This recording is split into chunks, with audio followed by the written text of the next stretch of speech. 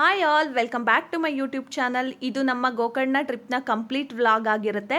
So ನಮ್ಮೆಲ್ಲ fun ಮೂಮೆಂಟ್ಸ್ನ ಈ ವ್ಲಾಗಲ್ಲಿ ಆ್ಯಡ್ ಮಾಡಿದ್ದೀನಿ. ದಯವಿಟ್ಟು ವ್ಲಾಗ್ನ ನೋಡಿ ಅಂತ ಕೇಳ್ಕೊತ ವ್ಲಾಗ್ನ ಸ್ಟಾರ್ಟ್ ಮಾಡೋಣ.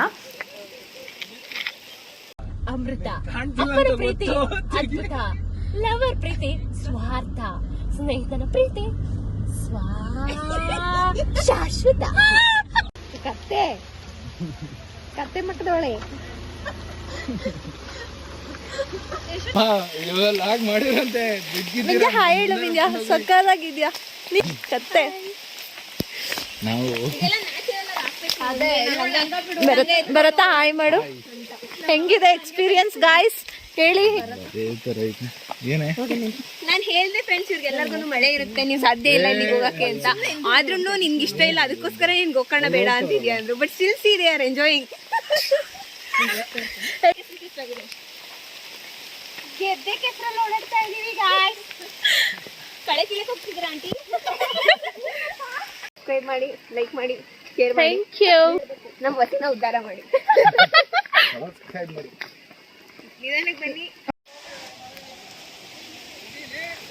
ನಾವಿವಾಗ ಯಾಣ ರೀಚ್ ಆಗಿದ್ದೀವಿ. ಯಾಣ ಅಂತೂ ತುಂಬಾ ಚೆನ್ನಾಗಿತ್ತು. ನೇಚರ್ ಅಂತೂ ಎಷ್ಟು ಅದ್ಭುತವಾಗಿತ್ತು ಅಂದರೆ ನೋಡೋದಕ್ಕೆ ಕಣ್ಣು ಸಾಕಾಗ್ತಾರಿಲ್ಲ, ಅಷ್ಟು ಚೆನ್ನಾಗಿತ್ತು.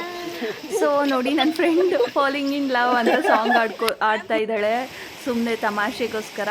ಸೊ ತುಂಬಾ ಮಳೆ ಬಂತು. ನಾವು ಅಲ್ಲಿ ರೀಚ್ ಆಗ್ತಿದ್ದಂಗೆ ನಮಗೆ ಅಷ್ಟು ಏನು ನೋಡೋದಕ್ಕಾಗಲಿಲ್ಲ. ಸೊ ಸ್ವಲ್ಪ ಹೊತ್ತು ವೆಯ್ಟ್ ಮಾಡಿದ್ವಿ, ಸ್ಟಿಲ್ ಮಳೆ ನಿಲ್ಲಿಲ್ಲ. ಸೊ ಡಿಸೈಡ್ ಮಾಡಿಕೊಂಡು ನಾವು ಅದರೊಳಗೆ, ನಾನು ಆಲ್ರೆಡಿ ವಿಸಿಟ್ ಮಾಡಿದ್ದೆ ಯಾಣಗೆ, ಬಟ್ ನಾನು ಯಾವತ್ತೂ ಅದ್ರ ಒಳಗಡೆ ಹೋಗಿರಲಿಲ್ಲ, ಯಾಣಕ್ಕೆ ಒಳಗಡೆ ಹೋಗಿರಲಿಲ್ಲ. ಸೊ ಈ ಸಲ ನಾವು ಟಿಕೆಟ್ ತೊಗೊಂಡು ಯಾಣಕ್ಕೆ ಒಳಗಡೆ ಕೂಡ ಹೋಗಿದ್ವಿ. ತುಂಬಾ ಚೆನ್ನಾಗಿತ್ತು.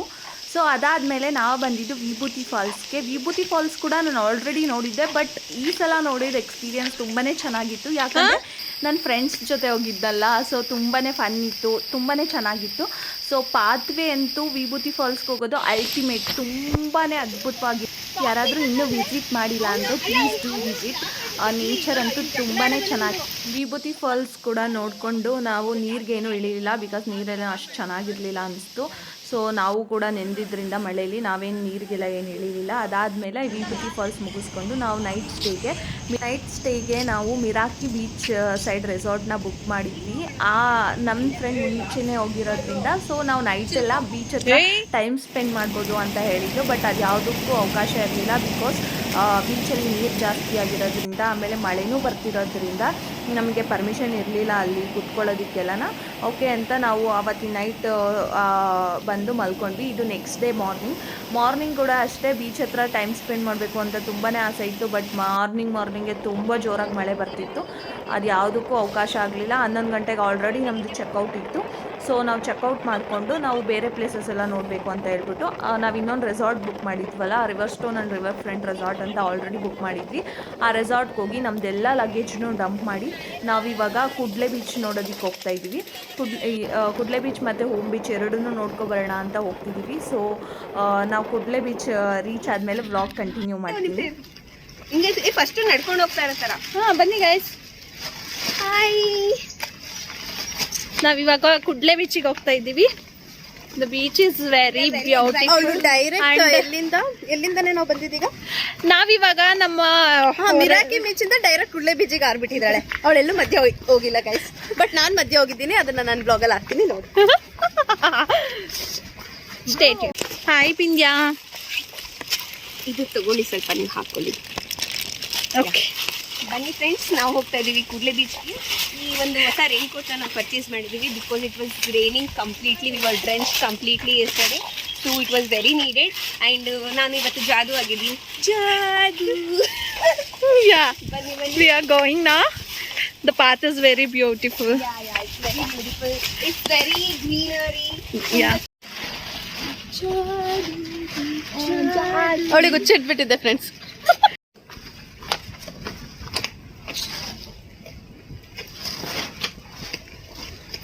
ಬನ್ನಿ ಗಾಯ್ಸ್, ಬನ್ನಿ ಬಸ್ಸಿ. ಹೊಟ್ಟೆ ಹಸಿದಾಯ್ತು, ಊಟ ಮಾಡಬೇಕು.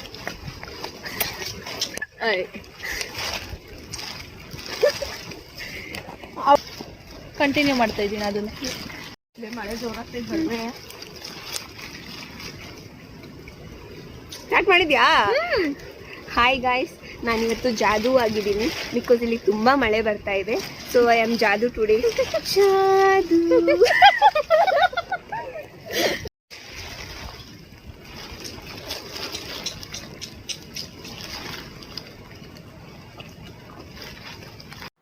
ನಾವಿವಾಗ ಕುಡ್ಲೆ ಬೀಚ್ ಹತ್ರಕ್ಕೆ ರೀಚ್ ಆಗಿದ್ದೀವಿ. ಬಂದು ಬೀಚ್ ಅಂತೂ ತುಂಬಾ ಚೆನ್ನಾಗಿತ್ತು ಮೇಲ್ಗಡೆಯಿಂದ ನೋಡೋದಕ್ಕೆ. ಸೊ ಕೆಳಗೆ ಹೋಗಿ ನೋಡಿ ಬೀಚಲ್ಲಿ ತುಂಬಾ ನೀರು ಬಂದಿರೋದ್ರಿಂದ ಗಲೀಜೆಲ್ಲ ಎತ್ಕೊಬಂದು ತುಂಬಾ ಎಲ್ಲ ಬಿಟ್ಬಿಟ್ಟಿತ್ತು. ಆಮೇಲೆ ಮಳೆನೂ ಅಷ್ಟೇ, ನಾವು ಬೀಚ್ ಹತ್ರ ರೀಚ್ ಆಗ್ತಿದ್ದಂಗೆ ತುಂಬ ಜೋರು ಮಳೆ ಬಂತು. ಸೊ ನಾವಲ್ಲೂ ಏನು ಬೀಚಲ್ಲಿ ಏನು ನೋಡೋದಕ್ಕಾಗಲಿಲ್ಲ. ಮತ್ತೆ ಆ ಬೀಚ್ನ ದೂರದಿಂದನೇ ನೋಡಿಕೊಂಡು ಮತ್ತೆ ರಿಟರ್ನ್ ಬಂದ್ವಿ ನಮ್ಮ ರೆಸಾರ್ಟ್ಗೆ. ಸೊ ತುಂಬಾ ಚೆನ್ನಾಗಿತ್ತು. ರೆಸಾರ್ಟ್ ಕೂಡ ತುಂಬ ಚಿಕ್ಕದು, ಬಟ್ ತುಂಬಾ ಚೆನ್ನಾಗಿತ್ತು. ಫೆಸಿಲಿಟೀಸ್ ಎಲ್ಲನೂ ಅಷ್ಟೇ. ಇದು ನೆಕ್ಸ್ಟ್ ಡೇ ಮಾರ್ನಿಂಗ್ ನಾವು ನೈಟ್ ಹೋದಾಗ ಬೀಚ್ ಹತ್ರ ಫುಲ್ ನೀರಿತ್ತು. ನೆಕ್ಸ್ಟ್ ಡೇ ಮಾರ್ನಿಂಗ್ ನೋಡಿ ನೀರೆಲ್ಲ ಹಿಂದೆ ಹೋಗಿದೆ. ಸೊ ಚೆನ್ನಾಗಿತ್ತು ಎಕ್ಸ್ಪೀರಿಯನ್ಸು. ಊಟನೂ ಅಲ್ಲೇ ನಾವೇನು ಆರ್ಡರ್ ಕೊಟ್ಟರೆ ಊಟ ಕೂಡ ಅಲ್ಲೇ ಕೊಡ್ತಾಯಿದ್ರು. ಮಾರ್ನಿಂಗ್ ನಾವೆಲ್ಲ ಟೀ ಕಾಫಿ ಅಲ್ಲೇ ಕುಡ್ಕೊಂಡು ಬ್ರೇಕ್ಫಾಸ್ಟ್ ಮಾಡಿಕೊಂಡು ನಾವು ನೆಕ್ಸ್ಟ್ ಹೋಗಿದ್ದು ಮಿರ್ಜಾನ್ ಫೋರ್ಟ್ ನೋಡೋದಕ್ಕೆ. ಮಿರ್ಜಾನ್ ಫೋರ್ಟನ್ನು ತುಂಬಾ ಚೆನ್ನಾಗಿತ್ತು.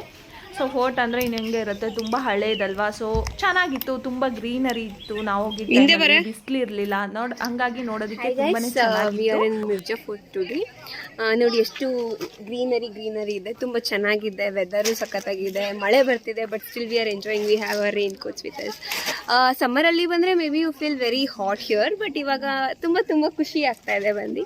ಬಟ್ ಮೇ ಬಿ ಮಳೆ ಶುರು ಆಗೋ ಥರ ಇದೆ, ಶುರು ಆಗಬಹುದು. But do visit. ಓಕೆ, ಇನ್ನೂ ಸ್ವಲ್ಪ ದಿನ ಬಿಟ್ಟು ಬಂದರೆ ಮೇ ಬಿ ಇನ್ನೂ ಗ್ರೀನರಿ ಇರಬಹುದೇನೋ. ಪ್ಲೀಸ್ ಮಾಡ್ಲಿಕ್ಕೆ ಹೋಗ್ಬೇಕಿತ್ತು, but we didn't find any good hotels on the way.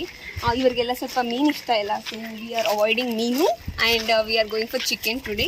And ಇವಾಗ ಬನ್ನಿ ತೋರಿಸ್ತೀನಿ ಮಿರ್ಜಾನ್ ಹೋಟೆಲ್ ಎಷ್ಟು ಚೆನ್ನಾಗಿದೆ ಅಂತ. ಇದು ತುಂಬ ಹಳೇದಾಗಿರೋದ್ರಿಂದ ಸ್ವಲ್ಪ ಹಾಳಾಗಿದೆ, ಬಟ್ ಸ್ಟಿಲ್ ಇಟ್ಸ್ ಗುಡ್. ಇದೆ ವಸಂತ ಅವರೇ, ನಿಮಗೆ ಚೆನ್ನಾಗಿ ಅನಿಸ್ತಿದೆ. ನಮ್ಮ ಫ್ರೆಂಡ್ನ ಫಾಲೋ ಮಾಡಿ, ಸಬ್ಸ್ಕ್ರೈಬ್ ಮಾಡಿ, ಲೈಕ್ಸ್ ಕೊಡಿ, ವ್ಯೂಸ್ ಕೊಡಿ, ಉದ್ಧಾರ ಮಾಡಿ. Thank you. I love you.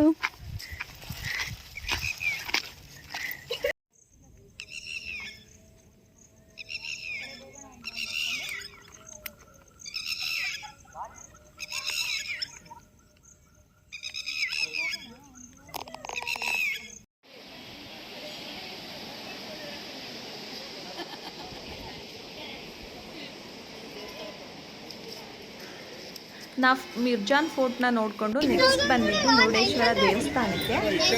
ನಾವು ಆಲ್ರೆಡಿ ಬಂದು ರೀಚ್ ಆದಾಗ 6:30 ಆಗಿತ್ತು. ಸೊ ಹಾಗಾಗಿ ಬೇಗ ಹೋಗಿ ದೇವರ ದರ್ಶನ ಮಾಡ್ಕೊಂಡ್ವಿ. ದೇವ್ರ ದರ್ಶನ ಆದಮೇಲೆ ಮೇಲ್ಗಡೆ ಒಂದು ಶಿವ ಸ್ಟ್ಯಾಚು ಇದೆಯಲ್ಲ, ಅಲ್ಲಿ ಹೋಗೋಣ ಅಂತ ಹೋದ್ವಿ.